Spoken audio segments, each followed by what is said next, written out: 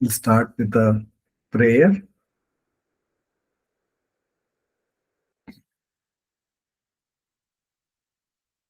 ध्यायेत् शारदचन्द्रसुन्दरमुखम् ताम्रारविन्देक्षणम् भक्ताभीष्टवराभयप्रदकरम् कौपीनमात्रोज्ज्वलम्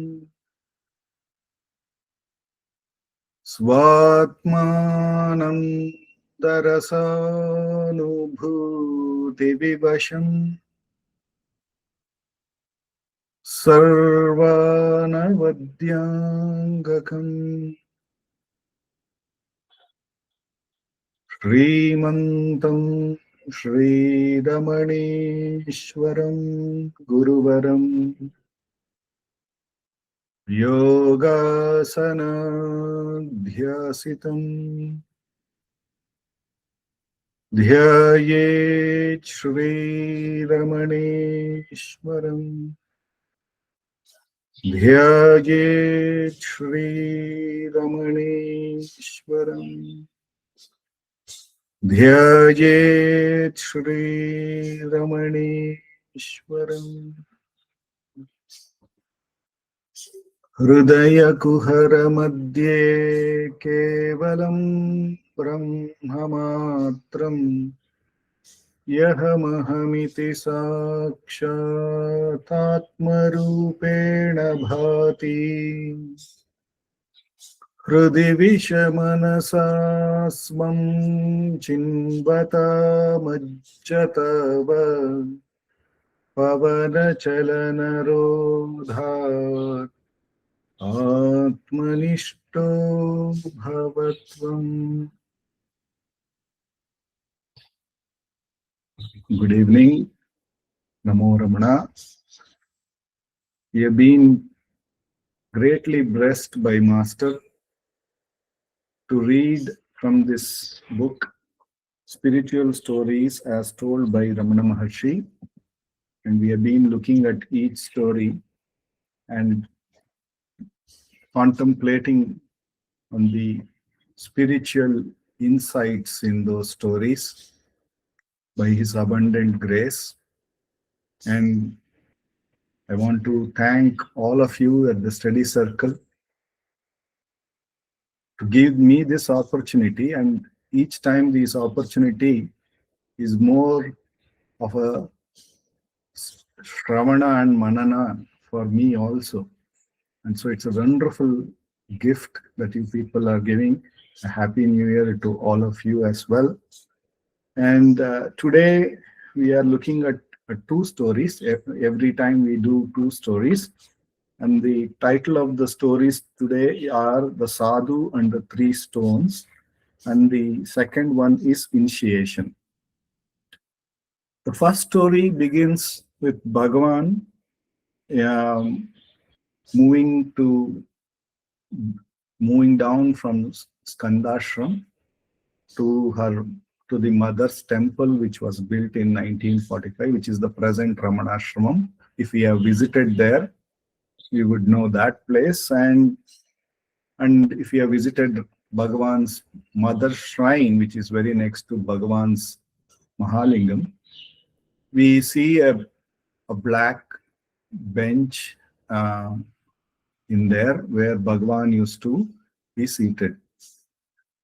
And since it's a black stone bench, many people felt that it was quite hard for Bhagavan, and therefore they had brought many beds or pillows for him to feel comfortable.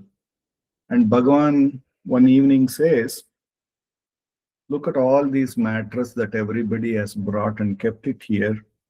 They keep slipping away on this stone. And if you look at that stone sofa that we go and see now, it's very smooth, very well planed stone. So we can understand how uncomfortable it could be with all those mattress slipping from time to time. And Bhagavan says they all think that this is very comfortable for the Swami, but I am really like in a prison now. I can't move out. And these mattress make me very uncomfortable. And he says, if I knew something like this would happen, I would have carried 3 stones from Virupaksha cave and then did what that sadhu did. And everybody says, what sadhu? What did that sadhu do? What story is that?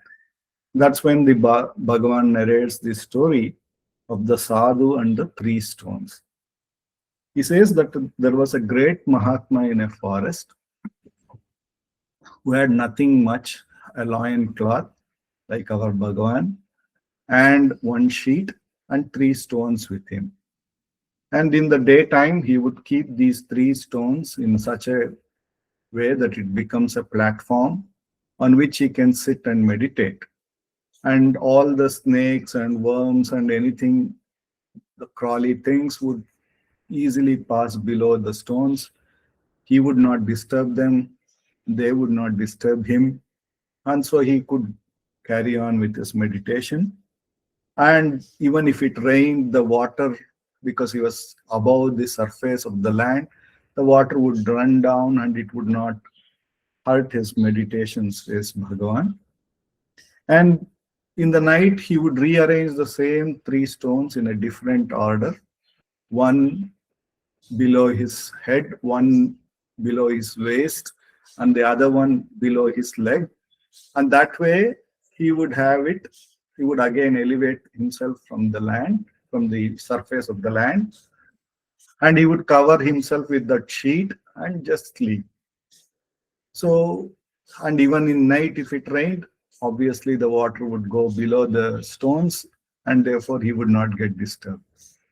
So this is how he used to live, says Bhagavan. And then the king of that land once came and he saw this sannyasi staying on this or sleeping on this 3 stones, and he thought that, oh, what a difficulty this poor sadhu is going through. He doesn't have a shelter. He doesn't have, a proper bed. So he called 2 of his soldiers and told them to go and invite the sadhu to the ashram, to the palace. And he wanted to show how comfortable the palace is to the sadhu, and wanted him to have an experience of the comforts. So, as commanded by the king, the soldiers came, and he also told the soldiers, if you don't come back, if you are not successful in bringing the sadhu along with you, you will be punished. So they went and they told the sadhu about what the king's order is and how the king wanted the sadhu to experience the luxury of the palace for a couple of days, and how they have been sent to invite him. And obviously, the sadhu was least interested with the luxury and all of that. He said, I am not interested. You can go and communicate to the king that I'm very thankful for the invite, but I am comfortable here. But then that's when they said, if they don't go back taking him, they will be punished. And then the sadhu, with his karuna, couldn't see, because on his count, these people getting punished. Therefore, he agreed to go with them. He put all the 3 stones and the additional loin cloth in that sheet, tied it up, put it on his arm, and started walking with these soldiers. And they obviously took him in a palkin to the palace. And the king and the queen and all of them washed his feet, took him inside, fed him well, took him to a nice big room in the palace, and they said, you can sleep tonight and I will come back in the morning. So they made him sleep there, and then the morning the king as usual came, and inquired whether everything was comfortable. He said, yeah. So Sadhu said everything was quite comfortable here. And then the king said, how did he feel the soft bed? How was all of that arrangement? He said, no, what is there? The same arrangement I have in the forest was also here. So I slept very well. And then when the king saw, he recognized the sadhu had kept the same three stones on the soft bed, one below his head, one at his waist, one at his leg, and that comfortably slept the whole night there. And so he said, there is no difference. What I experience in the forest is very much available here. Seeing this vairagya and seeing the thing and what mistake the king had done, he fell at the feet of the sadhu and prayed to pardon him for thinking that he can give some great experience to a Mahatma who has already transcended all the needs of the world.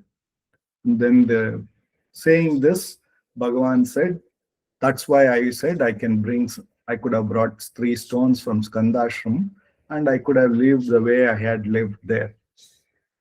So, and then the next day they removed all these additional mattress, says Bhagavan, and they put him into the regular mattress, one single mattress on which he was quite comfortable with.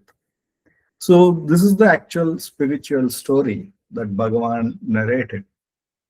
And this story and the next story, I was kind of wondering, what is the message that Bhagavan is trying to give?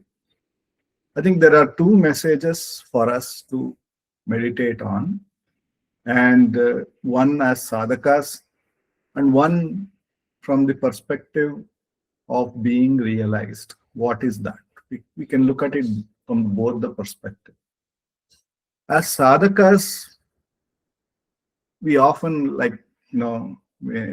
we often, when we want to take up a degree or want to take up some sadhana in life, we always ask, what do I get if I do this? So in a similar way, what do I get or what do I need to do a spiritual sadhana? If we ask, then I think perhaps only three stones are necessary. What are those three stones? As we all know, and famously in India, we say, roti, kapda, makan. And if we have the food with which we can keep our belly full, if we have a shelter where we can stay, and a small clothing, something that we can cover ourselves, I think perhaps these are the minimalistic needs that we need for a sadhana. These three things are enough for us. So and if we have these three things covered, then we should be focusing on the sadhana. As the sadhu would do in the daytime, he would sit and meditate. So why only in the daytime? Why not in the sleep? And in sleep, obviously, we can't do the meditation because we unconsciously slip into into an ignorant state, and we don't have much conscious of what is happening there. But in the waking state is when we can do the sadhana.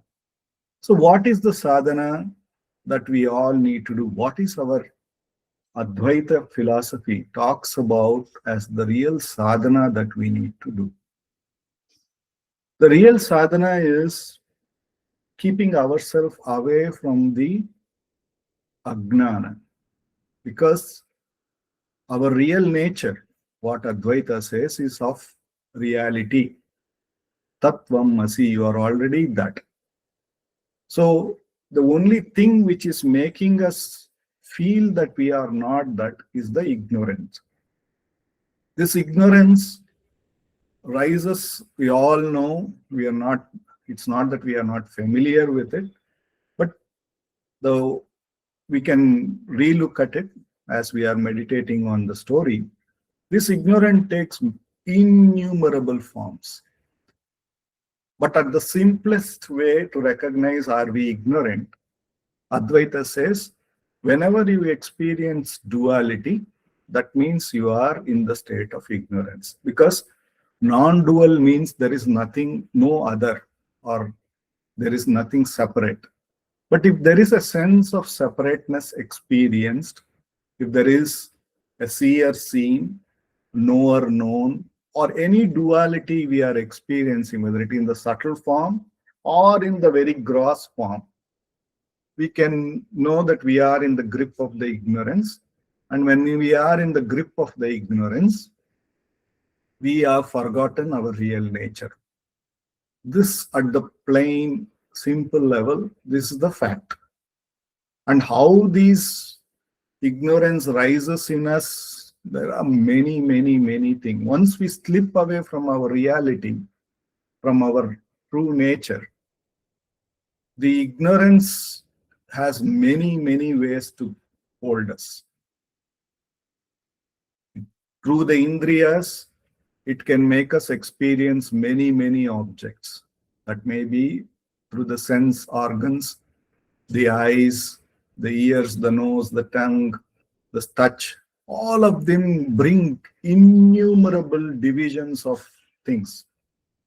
Like we can see innumerable number of colors through the eyes, and some we may like, some we may not like. So all these divisions, we are caught in this ocean of divisions once we come to the duality. And all of them play a role. The world will play a role with lot of objects.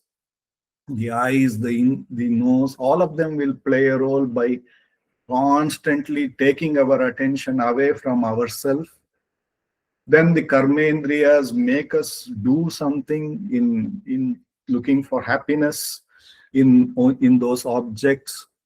And the mind, Nandakumarji was beautifully talking the other day about the quality of the mind, or what the mind does. What is a mind? Mind is nothing but a stream of thoughts, one thought of the other. One comes and then another one comes, another one comes. And what are these thoughts are? Either about something in the past, or either of something in the future, or maybe even a little bit of the present, but it is always taking our attention in the objective world to the past and the future.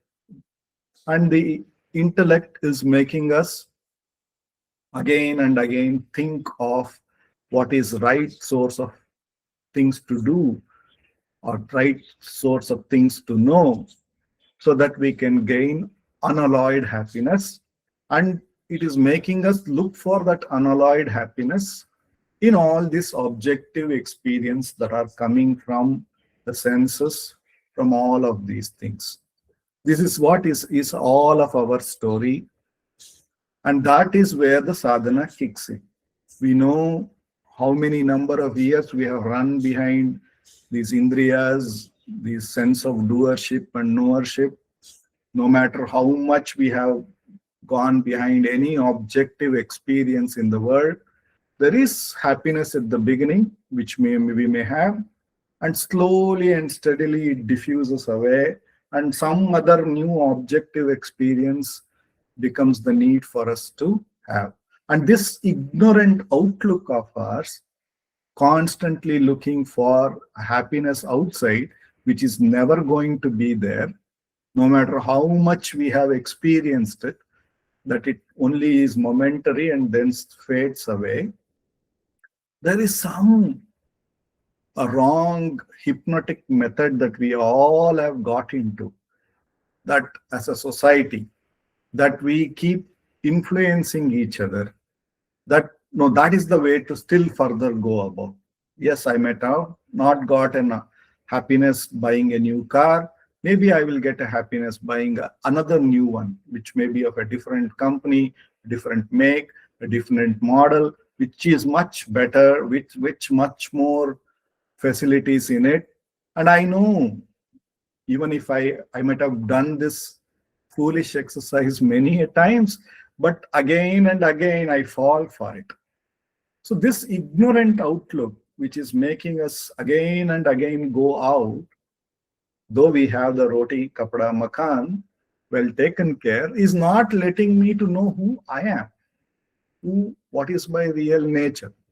And this is what all the spiritual journey is about, to know myself.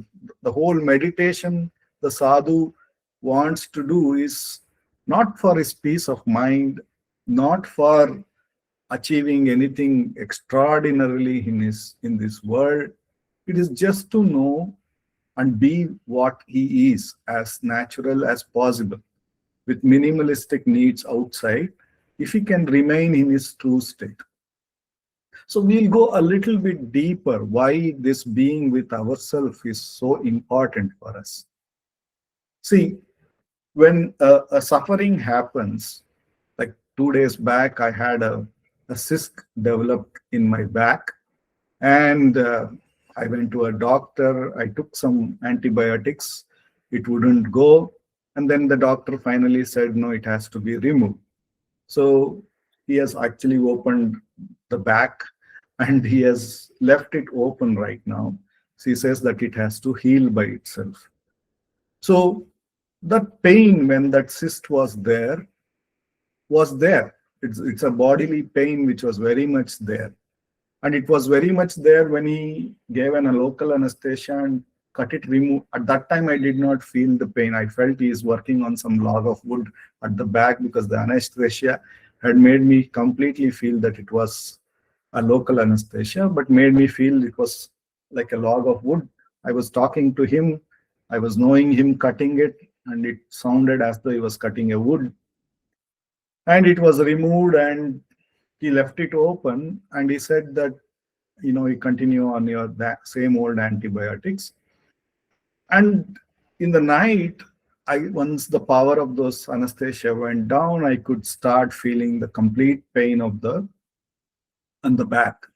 But Ashtavakra, talking about a king who goes to Ashtavakra and says, see, I have read all the books. I have read, understood that the ego is there, the pain, the body is not real, the world is not real. All of them is there. I have complete understanding all of this. But yet when there is pain, I feel the pain. How is it possible that I don't feel the pain at all? Then Ashtavakra very beautifully says, who says the pain is not there?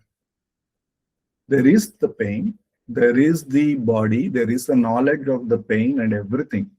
But this ignorant idea that this pain is for me, not knowing who really I am, is what makes us all suffer, he says. It's a very important thing.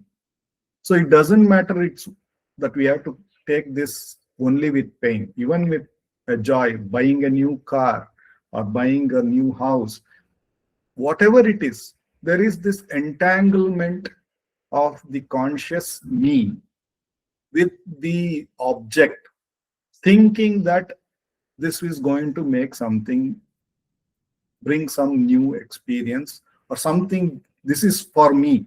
That entanglement that keeps happening moment to moment to moment is what all these spiritual things are trying to bring our attention to. And Bhagavan calls this as the Chit Jada Granthi. The Chit Jada Granthi is the ego. The Chit is the consciousness, the pure existence that we are. See, when we are put in a dark room, you can all relate to this story. If we are put in a dark room, all the lights are off, and it's a big room, let us say, and somebody after 3 hours or 4 hours comes and says, is somebody there? And there is so pitch darkness, you can't make out who, what, anything. But would you not recognize your own existence? Would you not recognize your own presence? I am. And is this I am something that we need to get somewhere? If you look at this natural experience of all of us, my own existence and my own awareness of being existing is so natural to me. I don't need any light to know it. And this I am, this existence, this conscious of me is now getting entangled with this objective experience. And this is what Bhagavan calls it as the Chit Jada Granthi. This consciousness holds on to an object for what purpose? If we ask, Bhagavan says it is looking for happiness in that object. And that is why we are doing whatever we are doing from our childhood. And we know that all this objective entanglement may bring momentary happiness, but it is not something which is continuous. We know that it fades away. But yet, this ignorant outlook is something that we are constantly pursuing. Not only we are pursuing, we are also, in fact, become a very good salespersons to each other.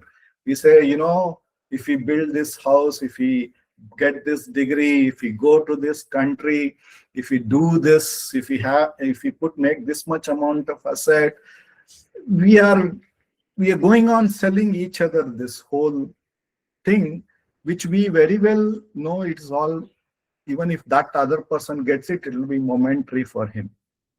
But what these great spiritual masters are giving us is that this entanglement which happens between the chit and the jada is really the ego, which is the real experiencer, which is the one which is selling this idea. But in reality, if we inquire who this is, we will know then we know that the objective whatever is the object which is the source of this entanglement is not me. It can't be me.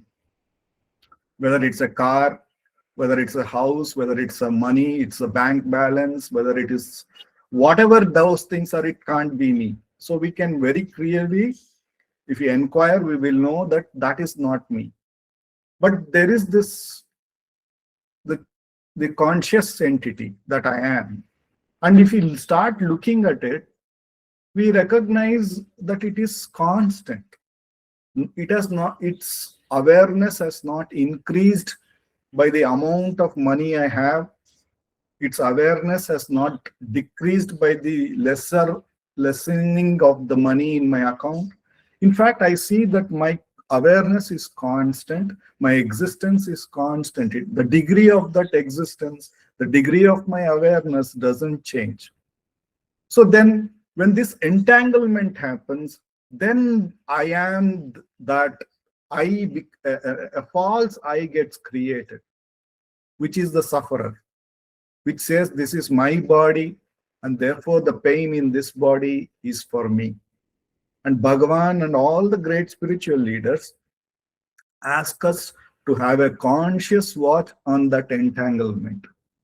That is the whole purpose of our sadhana. That is where the ignorant outlook is getting built up. And really it is not there. It's a funny thing. It is not there. But it's also funny when we recognize it, what seemed to be really there and what seemed to be really causing the pain, what seemed to be really doing the mischief, seem to just fade away. Moment the clear perspective of us looking at it happens. So this sadhana is something that we need to do. That is the real meditation. That is what the sadhus do. The world will be throwing moment to moment to moment to moment all these entanglement opportunities for us. It will be bringing it in various forms, through the ears, through the eyes, through the nose, through the tongue, through the touch, through various objective experiences out there. And one needs to be consciously sleeping to them. It's nothing wrong to have a nice food. There is nothing wrong to sleep well. But this entanglement, thinking that this is for me, that's where the danger is, because that's when the suffering starts. But that is where we need to be consciously sleeping to it, which Bhagavan calls as the waking sleep. And that is the meditation. That is the real purpose of the sadhana that we do, to recognize that there is this natural truth in all of us, which is the I am, which is here and now untouched with all the objective experience. If it was touched, perhaps in the sleep and perhaps in the dream, we could have recollected, this happened to me, my boss scolded me this, or this happened to my car, or this happened to my building or my life. We have no trace of any of those things in us, isn't it? That I am is untouched by anything, and that is our reality. So the sadhu here is revealing that the three stones perhaps is the roti kapda makan that we need, which we should continue to spend more time of meditating. Meditating for what purpose? Consciously to not get entangled with this ignorant outlook that happiness is in objective experience. Happiness, in fact, is my real nature.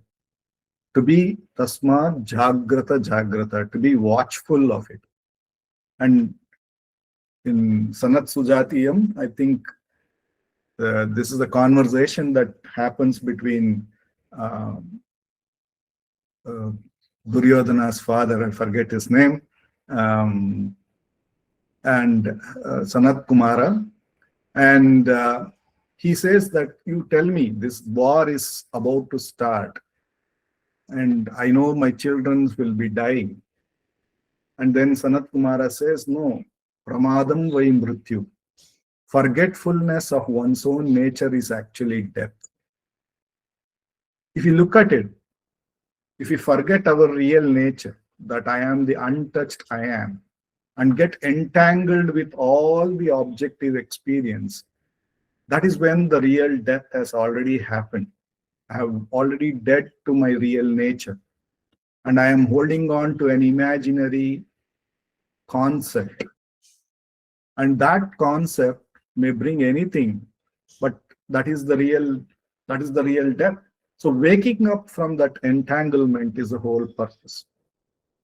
So in this story, the king, the soldiers, the palace, and all these good matters and everything that we see is all the objective experience which comes to us also, similar to the sadhu.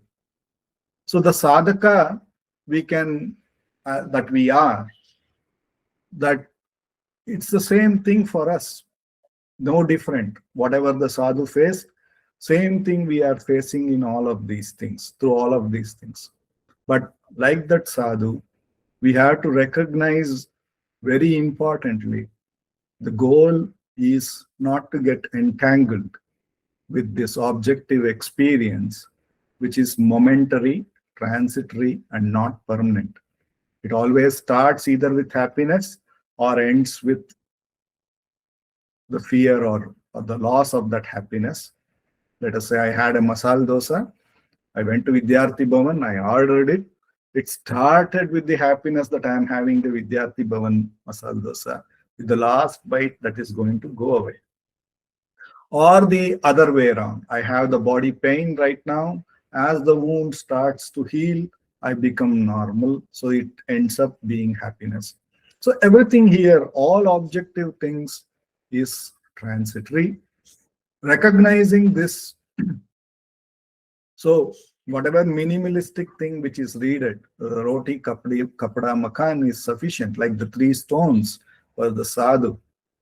But the most important time that we should never lose is recognizing and knowing who we really are, instead of again and again running behind this objective experience. This is as a sadhaka. This is something that we can relate to. As a Siddha Purusha, as a truth itself, if we look at it, the same story from our real nature perspective, right? If we look at from our real nature perspective, we are the untouched I am. Here and now, that is the truth for all of us. That is the fact. No matter how many experiences have come and gone, that has been our real fact. And so what are the experiences that this I am has gone through on a daily basis? Again, three stones. the waking, the dream, the sleep. These are the three stones which are coming and going. There are innumerable experience in the waking, the innumerable experience in the dream, innumerable experiences in this. In the sleep, obviously, there is no experience, but there is the experience of absence of all experience. There is that experience for sure in the sleep where we see the absence of any experience. But to say that there was the absence of experience, I should have been there as a conscious entity. I should have existed there to recognize it, absence. So that is the beauty of the truth here and now. So even if we look at from the Siddha perspective, all these three stones are coming and going, or the three stones on which the self has slept very beautifully, and all the worldly things are going below it, like the rain, everything, but it is untouched by any of these things. It is the substratum which is very much there. So ultimately, the truth that we are is untouched by anything. But when we entangle ourselves with all the objective experience, which are all pass-bys, that is when we become the enjoyers, we become the sufferers, we become the doers, we become the knowers. And all of this is what is making us go through ups and downs. Like, though we are the wave, it makes us look like we are a wave, but we are nothing but the ocean itself, which has become the wave. But this separate identity in the form of a wave makes us feel rise up, fall down, rise up, fall down. But in reality, what our real nature is nothing but water. So this is the beautiful story that I could understand by reading. This is what I got. The next story is about initiation. It's about somebody comes to Bhagavan Ramana and says, can I just get any mantra which I will get in the world and just start it? Let us say somebody got through this wonderful story and they understood from tomorrow the time should be, lot more time should be given to sadhana. So the question is, can I pick up any sadhana or can I pick up any mantra japa and start doing it now? Then Bhagavan says, no, a competent person has to initiate them, then only it fructifies. Then to narrate that, Bhagavan gives a wonderful story. The story is about the king visiting his minister's residence and he calls for the minister. The wife says the minister is busy doing his morning Gayatri mantra and he would just conclude the japa in few minutes and the king can just be seated, he will come back. Then the minister comes back and then the king says, oh, what is this Gayatri mantra that your wife said that you are doing? Says, this is a mantra which was given to me by my forefathers and then by a priest, which I am actually practicing it every day. And then the king says, okay, then if it is so good that you are practicing it every day, why don't you give me this mantra? Says, I am not the competent authority to give it to you. King says, how does it matter? It is just a mantra, a set of words. He says, no, it has to be given by a competent person, then only it becomes fruitful. Then the king doesn't argue, but he goes and finds another man who knows the Gayatri mantra and he teaches the king how to chant it. He learns it from him. The next day when he meets the minister, he says, though, look, I have learned the Gayatri mantra. This is what the mantra is, isn't it? The minister says, yes, the mantra is this and what you chanted is also correct, but it is not going to do what it has to do. The king says, how is it? Prove it to me. Then the minister says to the soldiers who are standing next to the king, arrest the king. And then obviously the soldiers don't move. I mean, how can they arrest the king? they know very well that they can be punished for it. So they don't do anything. And the minister keeps on ordering, arrest the king, arrest the king, arrest the king. I am telling you as a minister, arrest the king. And the soldiers don't move an inch. And suddenly, becoming tired and fed up with the minister's attitude, the king says, arrest the minister. And suddenly the soldiers arrest the minister. Then the king says, then the minister says, see, the command was the same, arrest. The executors were the same, but the authority makes a big difference. When you ordered it, they immediately acted. But when I ordered it, they did not do anything. So it is very important not to just know the mantra. You have to be an authority. You have to have an authority. What is an authority? Constant practice of that japa with lot of devotion has to happen for us to become authority over it. And this reminds me of a wonderful story of a centurion. A centurion is basically a Roman soldier under whom there are 100 people under his command. And this incident happens during Jesus Christ's time. And this centurion has one soldier whom he loves very well, very much. And that soldier had helped the centurion in some dire situations. So he now has this soldier bedridden. And he is not able to get any medication which will cure him of the disease. But he has heard about Jesus. So he knows that perhaps Jesus can cure that soldier of his disease. So he comes to Jesus. He comes to Jesus and says, look, I have a soldier whom I love very much, who is now bedridden. I have given all the medical attention that I can, but I know that he's not getting cured of his problem. But I know you have the authority. If you say that he shall be cured, I know that he will be cured. Then Christ asks him, how are you sure that it will happen? Then the centurion says, look, under me there are 100 people. When I order them to go and arrest somebody, they cannot ignore me. So they will execute my orders. So I have a similar faith that when you say it, your order will be executed. So then Jesus says, if you have so much of faith that it is possible, so be it. So be your soldier be cured of the disease. And in a moment, he gets a news that that soldier is well back up and everything is fine with him. And the centurion looks at from the far and thanks Jesus for this. So the authority. So what is that we learn from this story?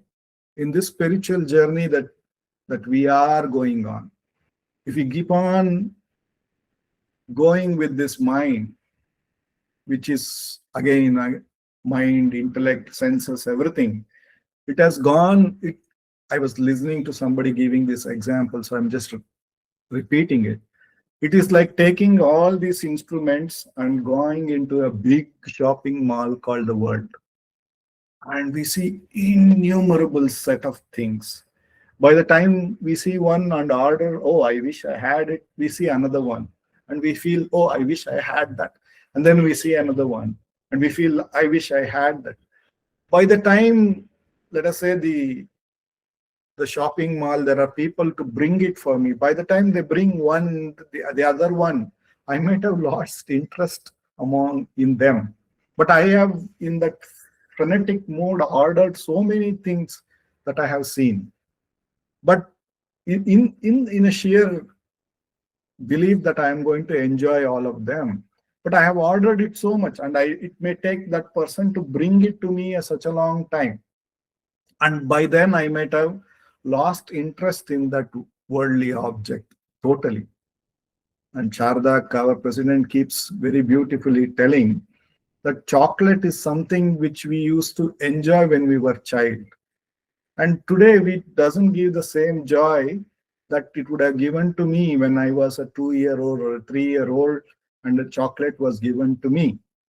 In a similar fashion, what's joyful to me during my college days may not be something which is there now. And what is joyful to me now may not be joyful to me another 10 years from now.